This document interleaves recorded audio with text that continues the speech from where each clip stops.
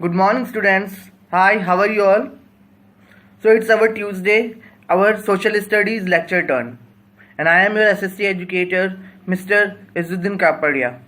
Welcome back to Daluda Public School, Daluda online classes.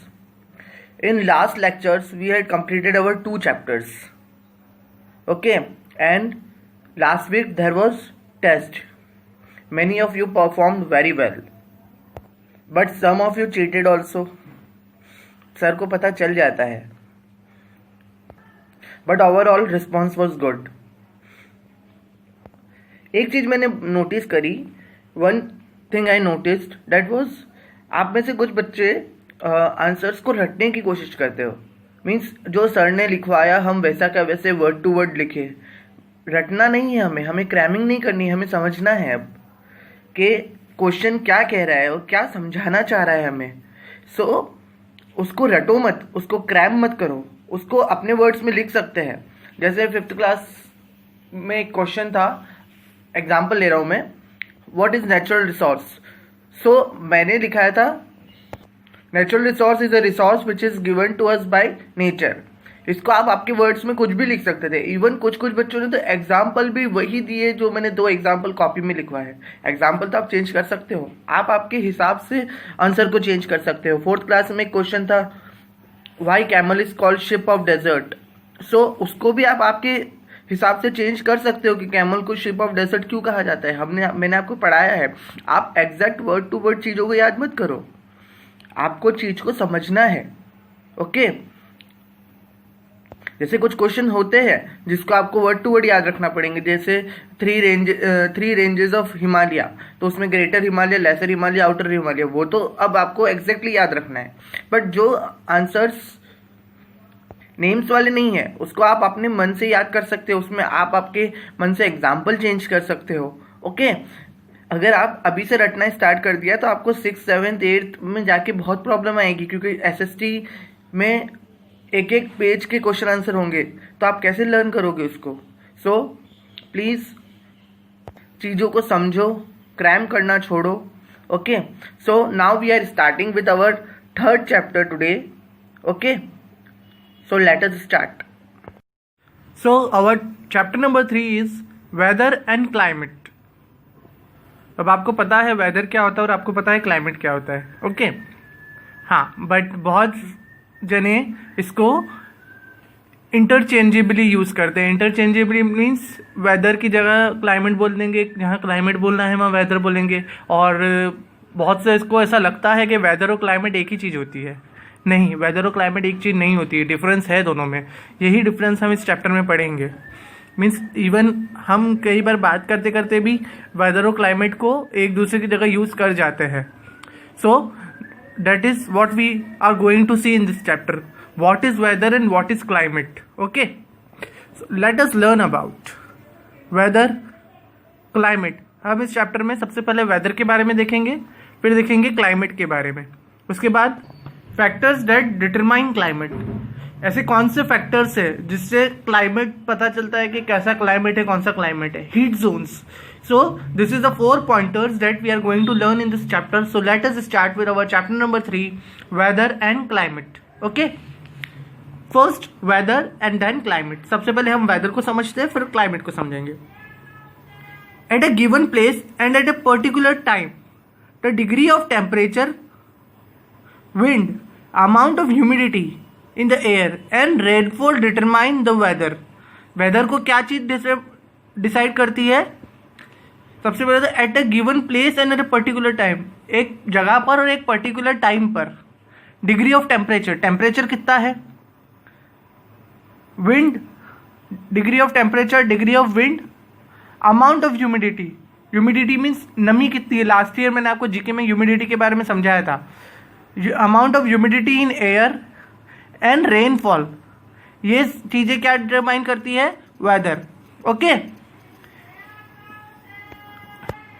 at a given place and time, degree of temperature, wind, humidity in air and rainfall.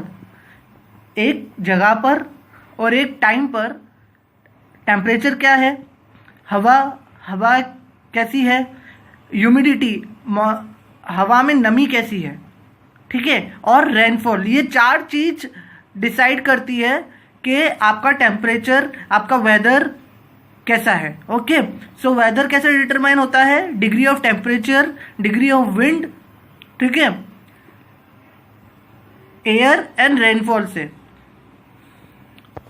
Eight a given time and place, degree of temperature, wind, humidity in air and rainfall determine weather, के weather कैसा है। Weather is a condition prevailing for short period of a time over a small area. Weather क्या है कि एक short period of time पर क्या condition है, वो क्या बताता है, वेदर बताता है। We may experience different weather condition during a same day because weather changes constantly. हम एक ही दिन में बहुत सारे वेदर्स को देख सकते हैं, वेदर कंडीशन देख सकते हैं। जैसे हम अगर देखें तो सुबह सुबह, जैसे अभी अगस्त का टाइम है, अभी रेनी सीजन चल रहा है, तो कई बार हमें ऐसा लगता है कि सुबह सुबह अगर 6-7 बजे उठेंगे तो बहुत ठंडी हवा चलती है, ठीक है। फिर सूरज निकला हुआ है, अगर बादल नहीं हो रहे तो सूरज निकलेगा। उसके बाद अगर बारिश आते देख लेते हैं, और फिर शाम होते होते अगर जब बारिश या तो नहीं आती है जिस दिन, उस दिन तो फिर इतनी उमस होती है, इतनी गर्मी होती है कि मतलब ऐसा लगता है कि ये समर सीजन चल रहा है, ठीक है, रेनी सीजन नहीं है, ठीक है। तो हम एक ही दिन में बहुत सारे क्लाइमेटिक बहुत सारे चेंजेस देख लेते हैं। तो ये जो चेंजेस हम एक ही दिन में देखते हैं, वो सब चीज़ें क्या कहलाती है, वेदर कहलाती है। The overall changes in weather condition and the sustain for a long period make season. और ये जो कंडीशन है कि एक जैसी कंडीशन जो लॉन्ग पीरियड तक चलती है, वो क्या कहलाती है, वो सीजन बनाती है। मीन्स रोज एक जैसा सेम टू सेम वेदर आपका एक सीजन बनाता है। लाइक जैसे रोज गर्मी है, तो कौन सा सीजन आ जाएगा, समर सीजन आ जाएगा, ठीक है। अब जैसे रेनी सीजन में कई बार हमें दिन में या रात में ज़्यादा गर्मी लगती है, या रात में हमें ऐसा बहुत ठंडी ठंडी हवा आती है, तो इसका मतलब ये नहीं है कि रेनी सीजन नहीं होकर वो समर सीजन हो जाता है या विंटर सीजन हो जाता है। वो रहता तो रेनी सीजन ही है, पर उसी में हमें बहुत सारे चेंजेस देखने को मिलते हैं। तो वो चेंजेस क्या होते हैं, वेदर वाले चेंज, वेदर चेंजेस। ओके, अब वेदर और क्लाइमेट में क्या डिफरेंस है, देखो वेदर और क्लाइमेट में ये डिफरेंस है कि मैंने अभी आपको क्या बताया कि एक ही दिन में अलग अलग चेंजेस जो हमें देखने को मिलते हैं, वो आपको वेदर बताता है, वेदरिक कंडीशन होती है, ठीक है। लेकिन ये जो सेम टू सेम अगर बहुत लॉन्ग टाइम तक चलता जाए तो वो क्या बना देता है, क्लाइमेट बना देता है। जैसे हमने अभी सीजन में देखा, climate is average weather condition for the long period of time. ये जो वेदर कंडीशन है, अगर वो continuous long period of time तक सस्टेन रहे, लॉन्ग पीरियड ऑफ टाइम तक रहे, तो वो क्या बन जाएगी, क्लाइमेट। तो क्लाइमेट क्या है, एक तरह से वेदर का ही पार्ट है, ठीक है। हम कई बार वेदर और क्लाइमेट को इंटरचेंजेबली यूज कर लेते हैं कि हमने वेदर की जगह क्लाइमेट बोल दिया, क्लाइमेट की जगह वेदर बोल दिया।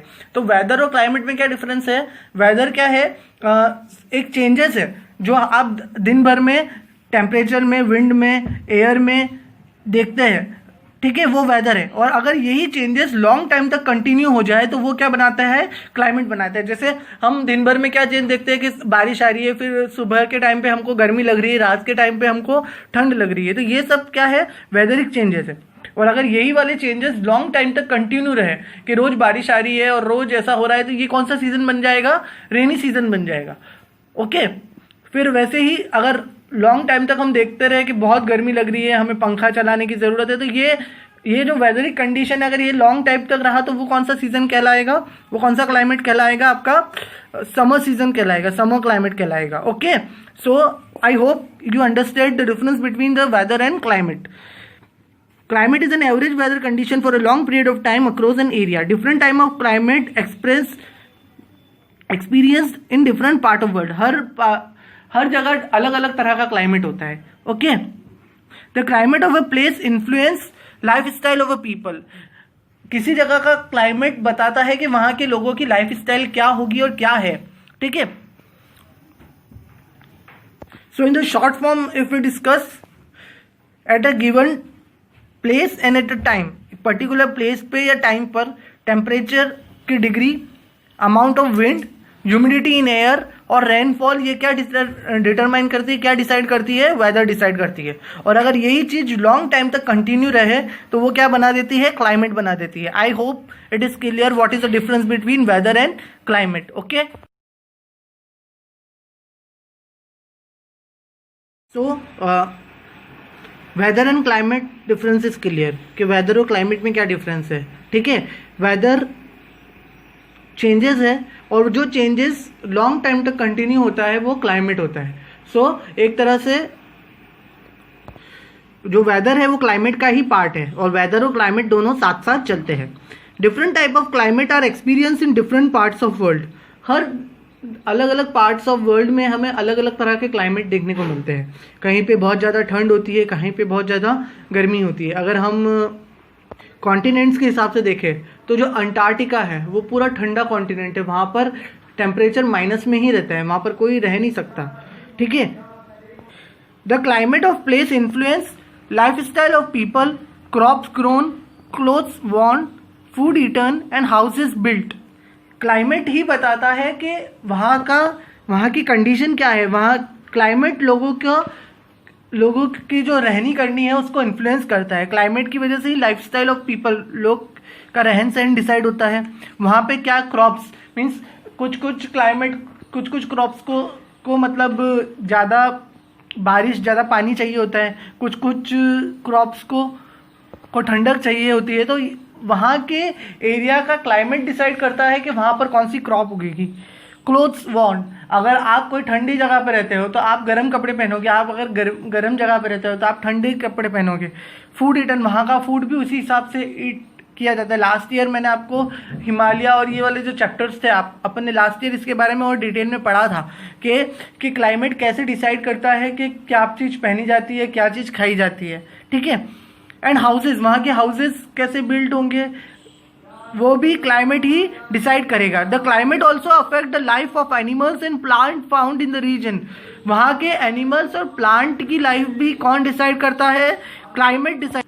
देख, तो क्लाइमेट खाली ह्यूमन बींग्स का डिसाइड नहीं करता, क्लाइमेट की वजह से एनिमल्स और प्लांट भी डिसाइड होते हैं। मीन्स कुछ प्लांट्स आपके ठंडी जगह पर उगेंगे या ठंडी जगह पर ग्रो करते हैं और कुछ प्लांट्स को बहुत ज़्यादा बारिश चाहिए उगने के लिए, तो वो उस जगह पर उस हिसाब के प्लांट आपको मिलेंगे। ठीक है, जैसे और एनिमल्स में जैसे पॉलर बियर ऐसा माना जाता है कि ठंडी जगह पर रहता है, तो वो कोई गर्म जगह पर वो नहीं रह सकता। वैसे ही कैमल को अगर आप ठंडी की जगह पर ले जाओगे तो कैमल वहाँ पर रह नहीं पाएगा, कैमल मर जाएगा। ठीक है, तो क्लाइमेट ही डिसाइड करता है कि वहाँ के ह्यूमन बींग्स, इवन प्लांट और एनिमल को कौन से किस जगह पर है ये भी क्लाइमेट डिसाइड करता है। चलो अब हम एक सिंपल सा एग्जांपल लेते हैं क्लाइमेट से रिलेटेड।